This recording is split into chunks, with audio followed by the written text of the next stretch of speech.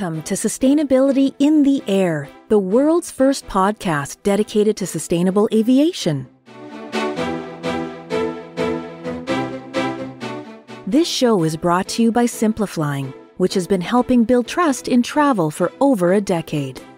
Through in-depth conversation with aviation leaders, Sustainability in the Air breaks through the current clutter and provides a clear roadmap for the future.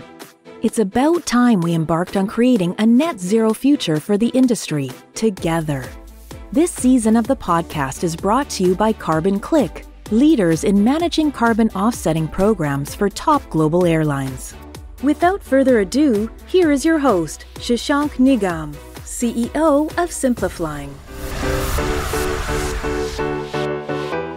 Welcome to another episode of Sustainability in the Air. Today with me is Dan Rutherford, who is the program director at ICCT, which is International Council on Clean Transportation. Now, just to clarify, Dan, you're not an activist per se. You do fly for work, right? That's exactly right. So ICCT is a research-based environmental nonprofit. We work directly with environmental regulators worldwide to reduce transportation emissions. But the thing we're best known for is having helped uncover the Volkswagen Dieselgate scandal. But that's a good example of the work that we do. We're not activists. We're scientists and engineers that crunch numbers and try to help set good policy. Fantastic. Well, you've of late been publishing a lot of reports on aviation industry and how they can get to net zero. In fact, your latest report says that aviation will need to take some very strong steps and measures to meet their net zero targets. Tell us a little about that. What should these measures be? Yeah, so we did just release a big report. It's on our website. It's called Vision 2050, Aligning Aviation with the Paris Agreement. And it's our contribution to the various net zero roadmaps that have been put out by governments and industry. The good news is that these all align pretty well. We are finding in our work that new technologies are being developed that could nearly zero out aviation emissions in 2050 and put the industry on a trajectory for 1.75 degree temperature change. So that's sort of mid-range of what we're aiming for in the Paris Agreement. So that's the good news. I think where we add value here is we dig pretty deep, not only on what technologies are needed, but also kind of the government policies that will be required to drive the change.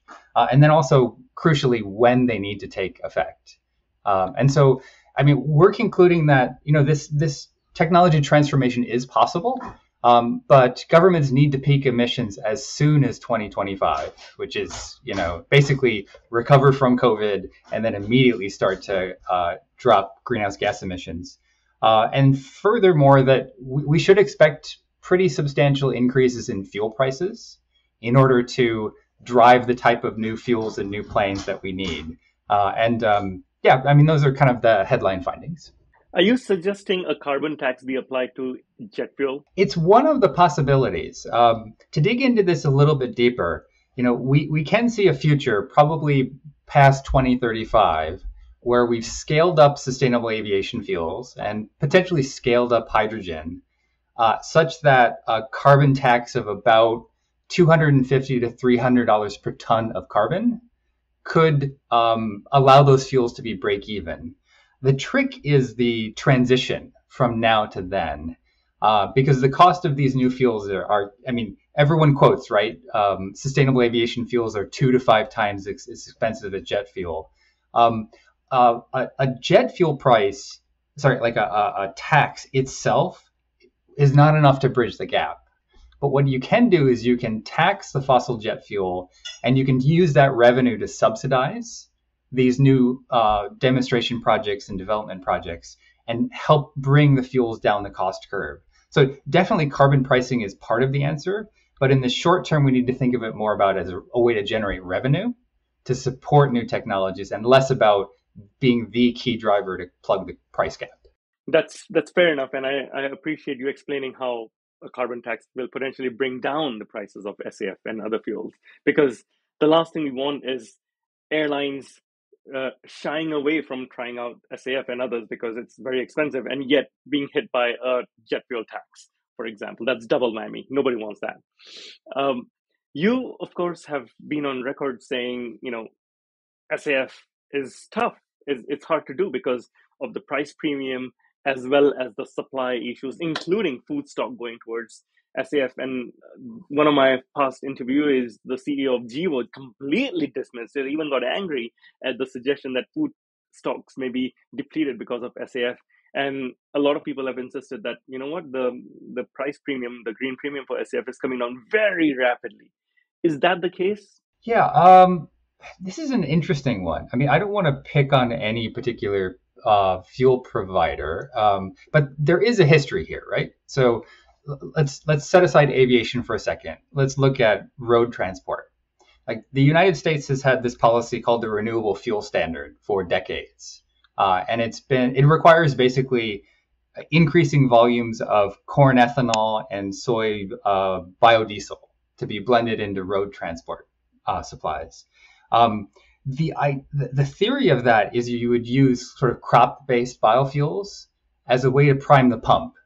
And eventually, once you've kind of built out and matured the technology, we would transform from those fuels to like advanced waste-based fuels that have better environmental performance. The reality is it never worked. We never got past corn ethanol and soy biodiesel to those advanced fuels. In fact, what happened is, Elon Musk invented the electric car. And that is the technology that is now potentially going to replace corn ethanol and soy biodiesel. It never worked, this kind of stepping stone from crops to advanced fuels. Now the idea is, okay, well, in essence, farmers may be losing markets to electric cars, so let's put those products in planes, which again, we're going to be trying to run the same experiment that we know failed once already. And unless you think that corn ethanol and soy biodiesel led to the development of electric cars, we have to conclude that the experiment didn't work in road transport. Specifically thinking about Gevo and their technology, there's two steps here, right? One is to generate the ethanol or the isobutanol, and two is to convert that into jet fuel for a plane. And those are different steps, and the merits of the fuel, as in greenhouse gas terms, will be very different. What concerns me a little bit about Gevo is that you hear them talk about using inedible corn, which is a very, very strange phrase. Like, all corn is edible. It's either edible by humans or it's edible by animals, which then we eat. So when you hear inedible corn, you should realize that most of that either ends up as ethanol today, or it ends up in your meat or in your soft drink. And that's where the food to fuel competition comes from. That's very interesting. There have been arguments that there's competition with these food stocks, especially in the EU. Is that a real concern that we might run out? I mean, in the shortage of food because of war and other crises, they should not be directed towards SAF? Yeah, I mean, we're starting to get a little bit out of my area of expertise here, but the big complication in Europe is they do import a lot of palm oil and palm residues that goes into their food supply and also cosmetics and other things. So the concern, I think, narrowly in Europe is if you divert any even excess oils from existing uses to jet fuel, then what replaces it is palm oil. And that's coming from Southeast Asia and often these tropical deforestation plantations. So that's the narrow concern. In the US, I don't believe we import too much palm oil. So it's really about corn and soil when you talk about crops. Right. I think that does make sense. Now, you mentioned Elon Musk inventing the electric car and how that was a technology step change. One technology step change that's happening in aviation is actually supersonic. Boom. Boom Supersonic is saying they're going to have the supersonic jet. United has ordered them or placed a potential order for that. JAL is very interested. They've said they are going into production with their overture plane, and they say that they will fly 100% on SAF. You have, of course, publicly stated that this is not feasible, this will not work. Why are you so strongly against boom? It's a great question. I'm sort of a reluctant warrior in this space, and let me explain to you why. We've done 3 papers now on supersonics, and the last one was a joint paper with MIT and their Laboratory for Aviation and the Environment. And the conclusions are very pessimistic. I mean, both on the emission side, but especially on the market side. Like, given the high cost premium of supersonics, and in particular the fact that this next generation plane will not be able to operate over land, we conclude that the market is going to be quite small. But here's why I need to work on this nonetheless. First, to a remarkable degree, over the past, during the Trump administration, the major U.S. priority on aviation and environment was promoting supersonics. We saw it in congressional legislation. We saw it in NASA funding for like the X-plane, the low boom X-plane. And then there was a huge amount of work at the UN level in the International Civil Aviation Organization to kind of promote supersonic aircraft instead of setting tighter standards for the planes we still have today. Now, part of my job, I act as a technical observer to ICAO. And so I'm in kind of the expert working groups that deliberate on standards. And there was a clear and really unfortunate attempt to have promotion of supersonics through standards at ICAO to preclude regulation of other types of aircraft. Luckily, we're beyond that. We actually pushed through that. And ICAO is now prioritizing new greenhouse gas and noise standards for subsonic aircraft. So, mission accomplished. The second reason that I need to work on this is really about the issue of goals versus actions. So, industry is making all of the right noises about 2050 goals and the need to hit, net zero emissions. And in fact, United and their CEO, Scott Kirby, has been saying great things about, zero greenhouse gas emissions in 2050, no offsetting. If you look at the details of the sustainable aviation fuels they're investing in, they're good fuels, right? Low potential life cycle emissions. But this commitment to supersonic aircraft, and it is a little bit fuzzy, are these real orders or are these possible orders?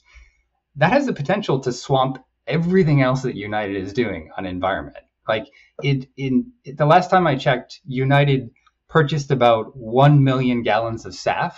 This is a 2019 figure. By our estimate with MIT, a single, I'll call it overture-like plane, like a supersonic Mach number 1.7, about 75 seats, that would burn about 25 million gallons of fuel in a year. So just one of these planes would consume, if run on 100% SAF, 25 times the amount of SAF that United currently purchases. So I just think it's really important that if a company makes long-term commitments to climate, they shouldn't be able to take short-term concrete measures that go in the exact direction without someone critiquing them on it. So that's very interesting, and I appreciate you bringing this perspective. When I spoke with Scott Kirby on this podcast, he was very emphatic, saying it will be 100% SAF that we will fly. And I did ask him this similar question, it's going to take a lot of fuel, and to which his point was, it's way out in the future when SAF supply is going to increase dramatically. And he did reiterate this point, which is that United has committed to twice as much SAF as the rest of the world airlines combined till date. So I see commitment from airlines like United. Yes, it may consume 25 million gallons, but today they have committed to 1 million gallons.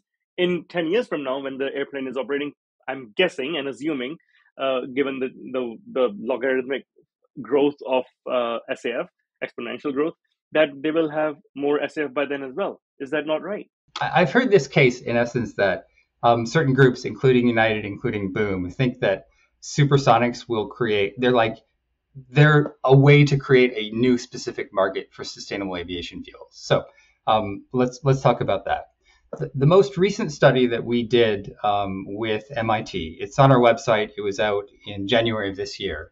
We looked at the economics of supersonics, and we looked at them both in the case of with and without overland flight restrictions, with and without SAFs. And the conclusion is that the economics just don't work with SAFs. So let's lay out the numbers. We'd expect that an Overture-like aircraft would burn about 7 times more fuel per seat kilometer than a subsonic aircraft in 2035. A really good SAF in 2030, we estimate would have a price premium of somewhere between 2.7 and 3.3 times Jet A. So you multiply those together, 7 times more fuel per seat kilometer times, we'll say, 3 times the fuel costs. You end up with more than a 20 times increase in fuel costs. And if you compare that against the implicit economic value of a supersonic aircraft, which is, in essence, how many hours can it save per $100 of fare costs, they just don't line up. So fundamentally, we don't see the fuel bill and the potential demand for supersonic aircraft lining up. What could happen, however, is an airline commits to buying a plane, they receive delivery of the plane, and suddenly they realize that the economics will only allow them to operate it on fossil jet fuel. And that is an example where you have an unintended consequence. You have an airline with the best of intentions, and you end up driving emissions higher as a result. Wow, that was a very good lesson in supersonic economics right there. So I think there are lots of factors to consider. I do personally believe there is a niche market, you're right, for supersonic. It's a small category of people who will travel that. I also do believe that technology efforts like supersonic are needed to push the entire industry forward. Whether or not this in itself succeeds as a business model is yet to be seen, but it should hopefully spur the growth of the entire industry, just like NASA's rockets did help aviation. Now, this was a niche case. Not everyone will fly boom or supersonic, but let's expand to a much larger, broader sense. You've said previously that flying business class and turning left is like driving an SUV, and turning right and flying economy is like driving a hybrid car. There is a lot of debate from government and regulators who sometimes want to suppress demand or curb aviation growth. Is this feasible? Do we need to fly less? Is there a case for even a frequent flyer tax that puts a surcharge on business class seats? Yeah. So I think the idea of frequent flyer tax or a frequent flyer levy is really interesting. Let's set aside just for a second the question of how you would actually do it, because there are some key complications here about if it's done at a country level in the UK, what if people flying from the UK just start booking their flights using an international website and avoid paying the tax? I mean, there are some key questions there. The reason I like the idea of a frequent flyer levy in principle is just that it could distribute the costs of decarbonizing flight in what I would consider a progressive way. So I'll just give you some statistics here. In pretty much every country we've looked at and other researchers have looked at, a pretty small share of the population takes most of the flights. Typically, it's like 15% of citizens of, say, the UK or Germany or the US take about 70% of the flights. And those are the frequent flyers. There's no clear definition of it. I've tried to define it for the US. It says someone who flies 6 or more times per year. And that cohort is 1 out of 8 Americans, and they take about 65% of the flights. That is the most educated, wealthiest demographic we have. And so I firmly believe that policies that, target that group or tap that group to generate revenue for new technologies are really important. This is different from the idea of let's tax people so they don't fly. This is the idea of we know that we need upwards of $4 trillion to fund the transition to net zero. Who's going to pay for that? And I think something like a frequent flyer levy that distributes most of the cost on us frequent flyers, and we can come back to us because I have some stories on that, rather than people who fly once a year or twice a year just to visit family. I think that makes a lot of sense. Let's talk about us then. How often do you fly? How often do you take flights, and how often do you fly business class, Dan? Yeah, I'm a complete work in progress. I don't fly business class actually. I mean, by our estimate, the carbon intensity of business class is somewhere between 2.8 and 4.3 times that of economy. So it makes a big difference. You're claiming more space on the plane, and therefore you get a larger share of the emissions bill. So I don't fly business class. Pre-COVID, I flew a lot. So a lot of my work is for the UN, either planes. I'd go to Montreal for ICAO meetings, or for maritime shipping, which is my other hat. I would go to London for IMO meetings. So I would fly 6 to 8 times per year internationally, and flying was about 75% of my own carbon footprint. So it was a big part of it. Now, I can make the argument that these are good flights, right? These are flights that are reducing emissions. But post-COVID, I've stopped flying like completely. I've flown twice since COVID, both for personal reasons to move family. But work trips have not started yet. The UN meetings that I tend to cover are still virtual, and we haven't come to a new normal yet on what that will look like. So yeah, I mean, my living room, my desk has become my workspace.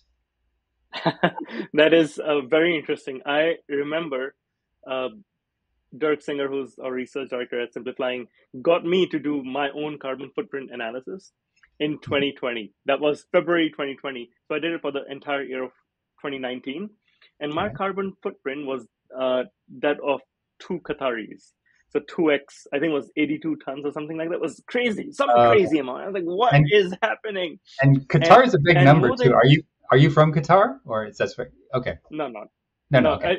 It was the highest in the world. Qatar was the highest in the world, if I'm not mistaken. Got it. Okay. At 41 or 42 tons per capita. So I was twice the highest country in the world. Okay. And 90 to 95% of that came from my flying. Most of which pre-pandemic was indeed business class. Most of which was a lot of international day trips. And I'm shocked and surprised to say this, but I haven't flown this year yet. It's June already. 0 flights this year. Okay. And last year I took 2 trips, and that is significantly down. Work still goes on via Zoom. I'm not saying meeting is not important. I think travel connects the world and makes the world a way better and smaller place. But I think a lot of us frequent flyers, previous business class travelers, have seen a new light in doing things in a different manner, which doesn't necessarily hurt the business without having these meetings. So I think that there is light at the end of the tunnel here, which might be a golden middle. Yeah, it's definitely a pain point for the airlines, right? Because business travel, you know the statistics better than me. It's half of their revenue and 70% of profits typically. More than half, yeah. 70% of profits, yeah. But for the environment, yeah, I mean, fewer flights, definitely, especially when we're still stuck to fossil fuels, is a good thing. Yeah, absolutely. There are short-term solutions and long-term solutions. There is SAF, which is short to medium term. There are long-term solutions like electric plane and hydrogen plane.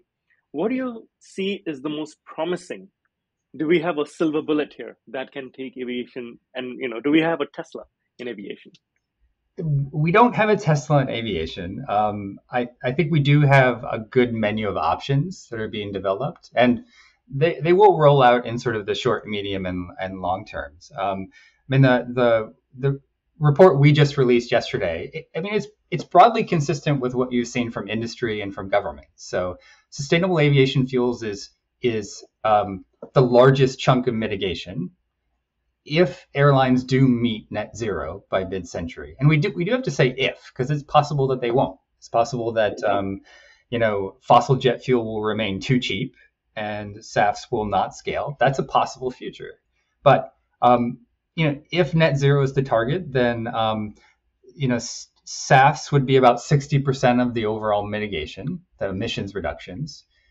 Fuel efficiency from new aircraft and then from improving operational efficiency would be about a third of the mitigation. And then we've got small chunks for hydrogen potentially and some demand reduction, just because if you end up having fuel prices increase by 70% in 2050, you get a price signal there. Tickets get somewhat more expensive and a few people fly less. We were a bit surprised that the pure demand response to price looks to be pretty manageable. Like we're modeling a reduction of 7% of RPKs in 2050, but that's 7% less of a big growth trend. So instead of RPKs increasing 150% from 2019 to 2050, they're increasing 130%. So we see a little bit of a demand response, but airlines are still going to grow. They're still going to be a much bigger business in 2050 than they are today. Hydrogen, if it works, we think can start to bite into emissions around 2045, 2050. But yeah, I mean, because of their compatibility and their flexibility, and the fact that you could use them in existing planes, if the price gap and the supply challenges can be addressed, we do see SAFs as being the largest share of mitigation. Okay, that is a very good overview, I have to admit. Now let's look at it from the airline CEO perspective. What would your advice be to a typical airline CEO who's looking to get sustainability right, but it's a wild west out there, he doesn't know where to get started? Or if he's getting started, he's getting climate activists saying you're greenwashing, stop doing it, and he's getting his knuckles wrapped. So he's waiting for someone like an IATA to put a directive out so he can just follow it. What should they do? Should they take proactive steps and potentially put themselves out for criticism, but maybe make a breakthrough as well? Or should they just wait and watch and do the bare minimum needed for the entire industry to move forward? It's a great question. I've never worked at an airline at all, so advising a CEO gets a little bit challenging for me. I mean, I'll say a couple things. One is that this is largely a collective action problem. Like, even if you say SAFs are the future, it's clear that voluntary goals from airlines are not going to get us there. It's just the price gap is too large. So, airlines will need to advise governments on setting good policy. The good is after, I would say, I mean, I've been working on this for 15 years, and for the first time ever, I would say we are starting to see pretty solid policy being set by a government, and that it's in the European Union. So the European Union is proposing a lot of good measures under what we call the Fit for 55 package. So a good SAF mandate, emissions trading for aviation. Some will disagree with it, but there is a proposal for a kerosene tax in order to start to bridge the price gap. Watch what Europe is doing, and we think that they're broadly doing good things. There are some really interesting sort of voluntary efforts or private efforts that are ongoing, and I'll just highlight a couple that we're working on. There's a group called the Science-Based Targets Initiative. It's called SBTI, and that's being run by several groups, World Wildlife Fund, World Resources Institute, and two other groups. And they are helping not just airlines, but a variety of industries set midterm climate targets. And so there's now a pathway in which airlines can sign up to a sort of a certified well below 2 degree temperature target and emissions target. And also we're working on a 1.5 degree target. And ICCT is leading the technical work on that. So we started to see a number of airlines. I know American in particular has has been approved for an SBTI target. That's one. The other thing, which I think is really interesting, is that some travel search engines are starting to put out emissions estimates by itinerary for flyers. Google Flights is doing Kayak, Skyscanner, and Light Flights are the four examples. I think this is a really important effort to mobilize consumers and give them a mechanism for rewarding the lowest emitting flights with their dollars. So I think that's really important. I would like to see more airlines to support that and make sure that those travel search engines are giving good, transparent estimates to the consumer, because I think it's part of the solution set. Yeah, absolutely. It reminds me of Seat Guru back in the days where Seat Guru would give me how comfortable the seat is, and now all airlines on their own sites have seat comfort and seat maps, just like Seat Guru did, 10, 15 years ago. Can't wait for the day where I can see the carbon emission of my particular seat, and with just one click, just like checking in a bag, offset it or buy SAF for my seat for that flight rather than 20 years later in a small forest in Madagascar, for example. It's ironic because I used the Seat Guru example in this pitch because, like, to me, as someone who works on aviation and is really concerned about the climate crisis, the fact that you get so much information on the comfort of your seat and zero information on its environmental impact has always grated for me. So I think it's a great example. Yeah, absolutely. I think the world is changing, preferences are changing, and I think airlines need to change as well. Final question: what gives you the most hope for the future of sustainable aviation? For sustainable aviation. Or rather, for a sustainable future for aviation? No, I'll say two things. I think there's a lot interesting going on the technology side. And to rewind, I just alluded to that I've been working on aviation emissions for 15 years. It was a pretty lonely world for about 10 of those. I mean, we had voluntary targets. We had some minor international standard setting, but it wasn't until 2019, I would say, that this really started to pick up. And now we're seeing startups working on, electrification, hydrogen aircraft, e-kerosene. I mean, a lot of new technologies that wasn't even on our radar screen 5 years ago. So that gives me hope. The other thing is the trigger to all that action. And we might disagree on whether this is the right final solution, but the flying shame movement and the sudden interest in alternatives to fossil jet fuel and aviation that arose in 2019 was a huge trigger. And personally, I think personally a message of and I can't go this far because of my work, but a message of my next flight will be on hydrogen, for example, or my next flight will be on sustainable aviation fuel, is a really powerful and useful message. And in fact, I think in many ways a more actionable message from activists than "I will never fly again," right? Because if you say "I will never fly again," you're dead to the airlines. But if you say "I will fly again" as soon as you develop alternatives to fossil jet fuel, then you've given them a very clear message and something to work on.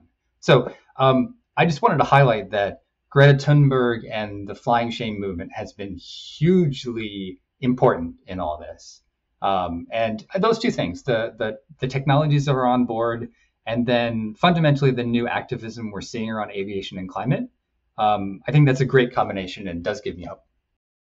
That is fantastic. And thank you for clarifying that as well, because you want to resonate, even if you're an activist. You want to resonate with the people making a decision. You're absolutely right. If you're never flying again, then why should airlines care about you or about your message? Well, I definitely see reasons for hope. When I spoke with Scott Kirby, he mentioned that every single United flight taking off from, I believe, San Francisco has SAF on board today already. When I spoke with Etihad CEO Tony Douglas, he talked about the Greenliner program that pioneered a lot of sustainable technologies. The new A350 that they recently flew with significantly less fuel consumption and fuel burn than their previous flights as well. So I clearly see airlines putting this out there. I think more airlines need to do it, like you said, and more consistently as well, because I'm definitely interested as a customer, as a passenger, as a customer, what is the airline doing on my next flight? Not in 2050, not in 2035, on my next flight. And if nothing's being done, what can I do about it? There are companies like Carbon Click, which offer individuals like us a subscription service where we can subscribe to to offset our carbon footprint on a day-to-day basis as well. But Dan, really appreciate the counter perspective, the counter narrative to what aviation needs to do to become more sustainable. And again, I'm left with more hope than not after our conversation. Yeah, great. Well, it's been really nice to talk to you, and I think I'm getting more hopeful. I think we've pushed past, I think, how to put it, the period where it was mostly about voluntary goals and the goals themselves were the deliverable, to something where people are really trying to develop technology and policymakers are weighing in. So yeah, it'll be a really interesting another 15 years to work on this. That's fantastic, Dan. Thank you for the very interesting work you do, and we will keep looking out for your reports. Thanks again. Great. Thanks so much.